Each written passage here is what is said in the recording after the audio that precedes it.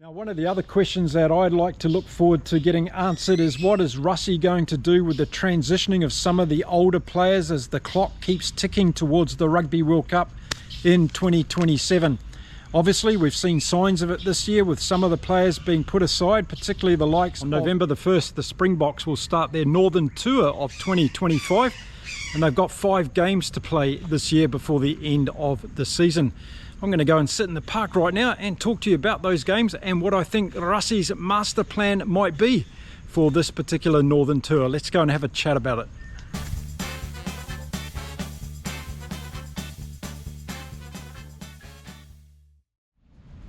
G'day everyone and welcome to Inside Rugby with Mark. If you haven't been here before, my name's Mark. I'm a Kiwi rugby fan who's living in beautiful Cancun in Mexico. And just about every day I come and sit in my park here and talk about rugby to this camera. So away we go again today, and I'm talking about the Northern Tours at the moment in this series of videos I'm making. And today we're going to talk about South Africa, yes. And Rassie has got a master plan, I'm sure, as he heads to the Northern Tour on how he wants to keep evolving this Springboks squad. Of course, the South Africans were back-to-back rugby championship winners this year after that points differential win against the All Blacks on the standings at the end of the competition. And after having a loss to the Wallabies in South Africa and then a loss to New Zealand in New Zealand and then 2 successful games against Argentina.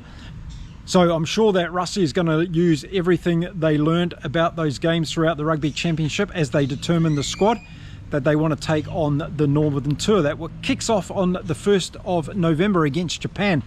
And that's going to be an interesting game, of course. So wherever Eddie Jones is involved, I'm sure we're going to get some good banter and highlights from that as Japan take on South Africa on the 1st of November. I don't see South Africa having too many problems with that particular game. It'll be interesting to see how Rassie starts off this tour in terms of the selections that he's going to have. Are we going to see Kurtley Arendse back in the South African team? And what's he going to do with the makeup of the midfield? Are we going to see some new combinations there?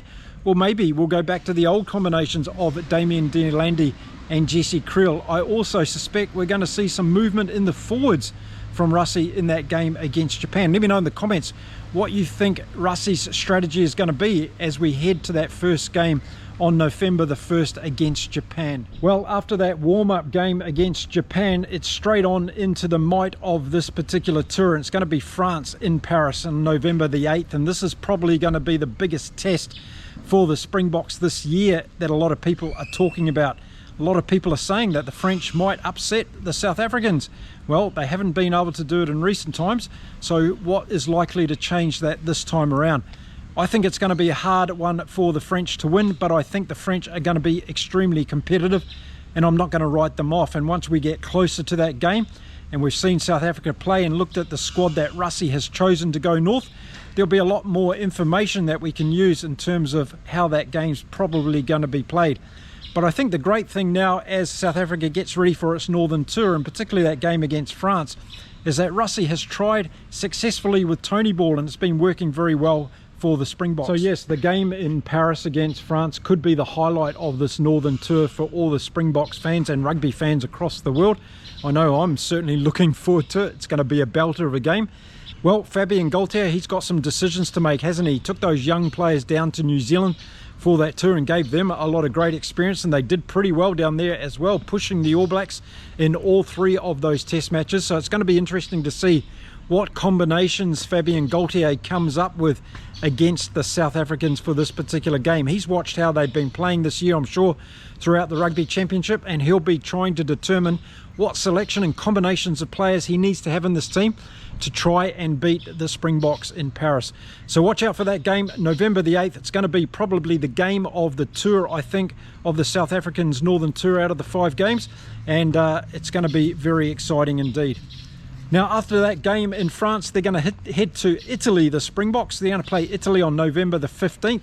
Again, on paper, this could be a game that's fairly difficult, but I see the Springboks having no problems with the Italians, and they might even put on a fairly healthy score as well. I think Italy's still in this rebuilding phase, and I think they're going to be targeting the Six Nations next year as an opportunity for them to do better than they've done previously in their campaigns. But I think for this game against the Springboks, I think it's going to be pretty much one-way traffic, and I think it's going to be another opportunity for Rassie to put out a team that is a little bit more experimental and to give some of these other players on the fringe of the Springboks team an opportunity to shine, just like he did against New Zealand and changing that team around in Wellington, and also as he did against Argentina. And we saw the likes of Sasha Feinberg and Gomazulu come in, and the rest is history, as they say. So that's going to be an interesting game. I think from a selection point of view for South Africa, I think they're going to have too much might for the Italians in all quarters across the field. But I think if nothing else, it'll be a very entertaining game. And then the week after that, on November the 22nd, the South Africans will go to the Aviva Stadium in Dublin and take on Ireland again. This is the clash of the old titans. There's a bit of unfinished business here between these two teams, so it'll be really interesting to see how this goes. And of course, prior to playing the Springboks, the Irish would have already had a go against New Zealand, so this will be an interesting encounter for sure, to see what Andy Farrell has done with his team since that New Zealand game, which will take place in the beginning of November. And this will give Andy Farrell an opportunity, I guess, to refine some of the selections that he wants to bring into the Springboks game. Now, like most of the coaches watching the Springboks from a distance at the moment, they'll be thinking about what they need to do to try and be competitive against the Springboks. And of course, you've got to start in the forwards. So it's going to be interesting to see what Andy Farrell does around the forward selections for the Irish game against the Springboks.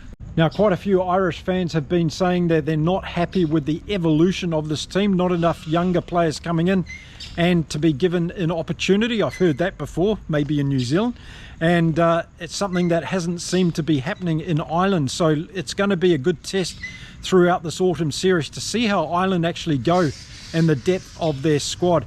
They'll be up against it, of course, with South Africa, and South Africa are really on a roll at the moment. They'll have a lot of inspiration coming off the back of that Rugby Championship win, and I'm sure they'll take that momentum into the Northern Tour process. So that game against Ireland at the Aviva Stadium is going to be another highlight of the tour.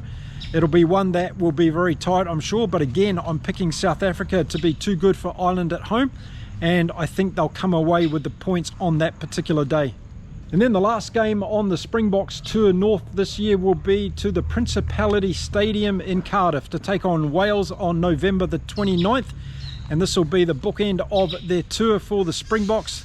They'll play against a Welsh team that's obviously in rebuilding phase, not only on the field of rugby, but also off the field. So it'll be very interesting to see at what level they are at. They would have already played the All Blacks as well, the Welsh team. So from that, what we have learnt, and will the Springboks be able to put on some kind of score? So this is a really interesting tour north. They start off with the game against Japan, which will, I guess, get them back into the phase again after having a month off from international rugby. And then it's straight into the big one, the game against France the week later. And then they have on paper what would seem to be an easier game against Italy before they take on Ireland.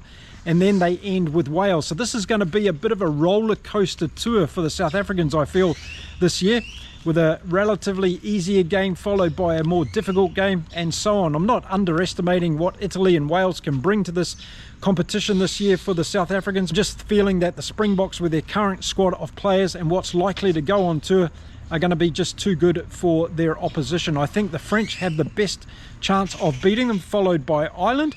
And then I see the other three teams struggling a bit against the Springboks team. Now, I'm sure that all the South Africans fans are wanting a complete clean sweep of the Northern Tour, and you could possibly get it.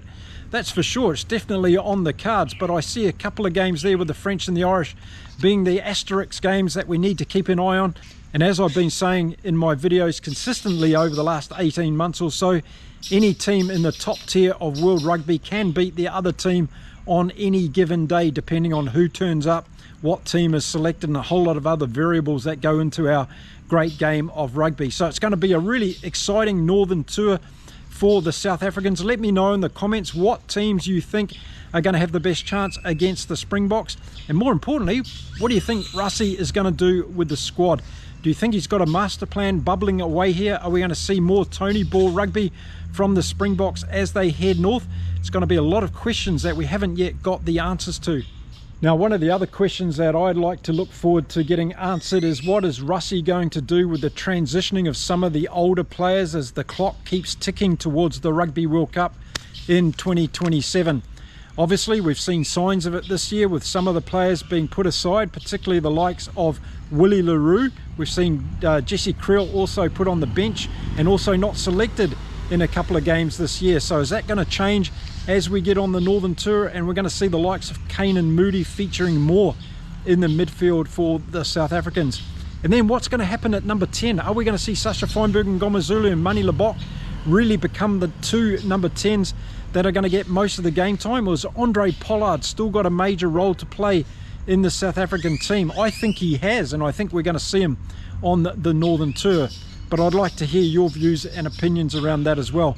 The Boks forwards for me are looking terrific. I think there's a great combination there, particularly off the bench. We've seen the huge impact from R.G. Schneemann and also from Quagga Smith consistently across the Rugby Championship, and I don't think there's going to be too much to change across that area. I think we might see Marco van Staden back in and playing in a few of these smaller games, and I'm sure we're going to see Lut de Jager back again, and we're going to see Eben Etzebeth and Ruan Nortje being the nucleus of that locking combination for the Springboks. So I think in the front row it's going to be interesting. How much do we see of Bongi Banami in this tour? How much do we see of the likes of Jan-Hendrik Wessels, Boan Venter back in there again, Wilco Low? What role is he going to play? Is he going to come off the bench? Oxenshare, of course. Manus van der Merwe is another one, of course, in the front row. So there's going to be all these possible combinations from Rassie, and I'm going to be interested to see what particular games he chooses what team to play in. And then, of course, we've got the halfback selection, which is interesting. We've seen a couple of pretty good performances from Kobus Reinhardt, but then we've got Faf de Klerk and we've got Grant Williams coming back from injury, of course.